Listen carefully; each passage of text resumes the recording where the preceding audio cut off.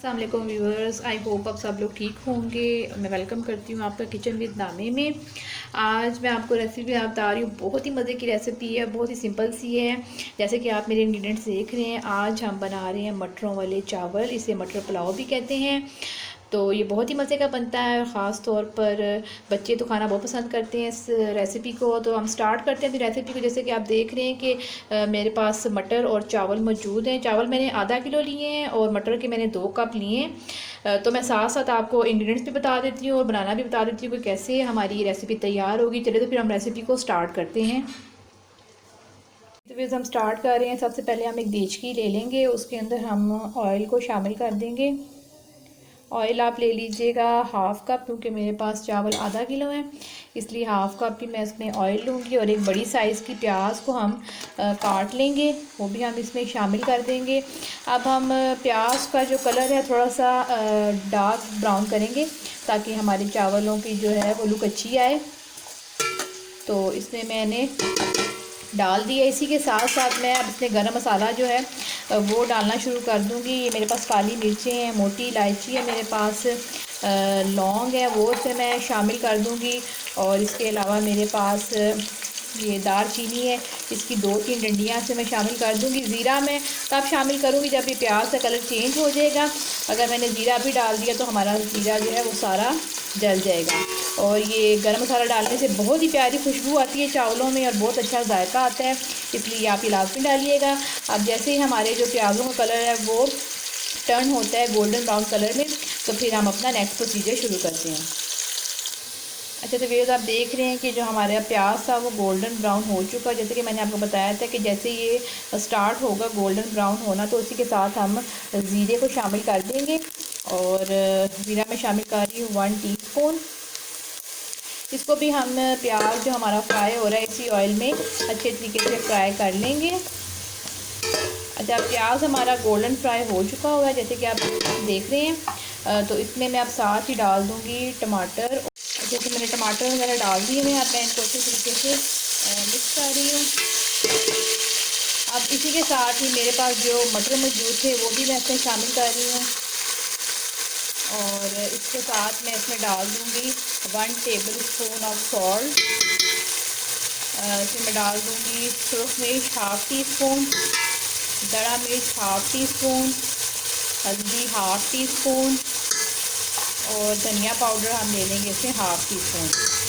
अब हम इसको अच्छे तरीके से सिर्फ मिक्स करेंगे ताकि मसाले हमारे अच्छे तरीके से पक जाएँ।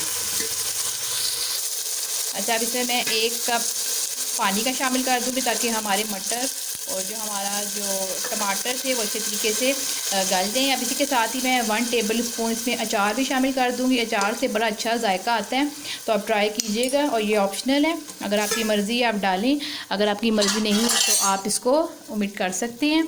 अब ये इसको मैंने सारे मिक्सचर को मिक्स कर दिया हुआ है। अब जैसे इसका पानी खुश्क होता है तो फिर मैं इसको भून के तो इसमें पानी डाल के चावल ऐड कर दूँगी। जी, तो बस 5 मिनट हो चुके हैं। अब मैं अपनी हांडी में से ढक्कन हटा के देख लेती हूँ।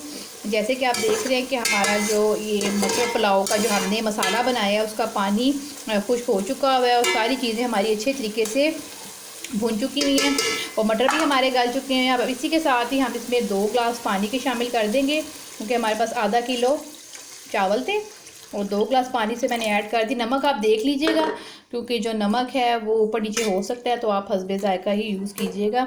मैंने इसमें 1 टेबल स्पून नमक का डाल दिया हुआ है।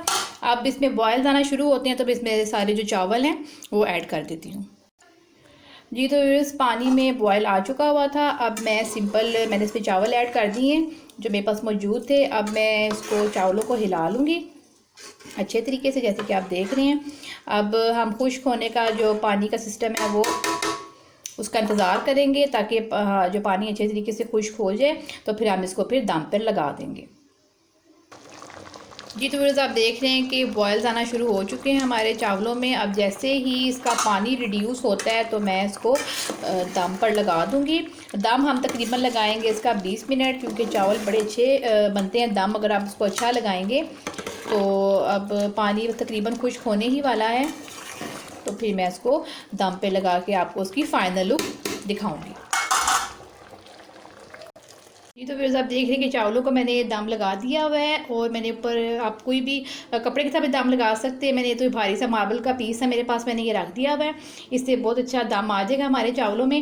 اور میں اس کو 20 منٹ کے بعد اوپن کر کے آپ کو اس کی فائنل لک دکھاتی ہوں.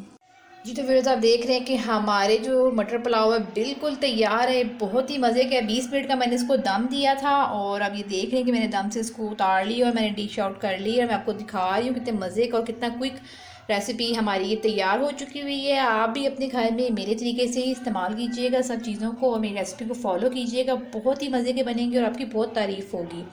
اب اسی کے ساتھ مجھے اجازت دیجیے. میرے چینل کو لائک اور سبسکرائب کرنا مت بھولیے گا. اب میں ملوں گی آپ کو اپنی اگلی ریسیپی میں. تب تک کے لیے مجھے اجازت دیجیے. اللہ حافظ.